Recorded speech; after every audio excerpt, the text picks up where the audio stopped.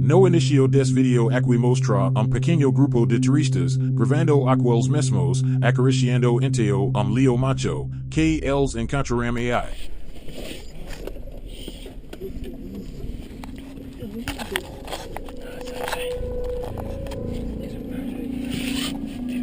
Os leos são frequentemente mais agressivos e noite mais tolerantes aos humanos durante o dia, por causa de sua natureza noturna, embora este em particular possa ter acordado lado errado de cama como, quando outro turista tenta fazer uma brincadeira, isso pode acontecer.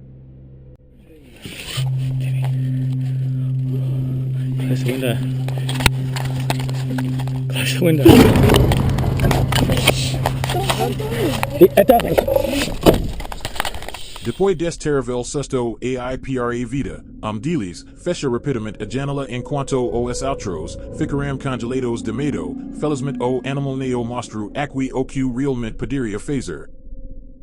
Obrigado por ver até o final, veja também esse outro vídeo, Deus abençoe a todos, tchau.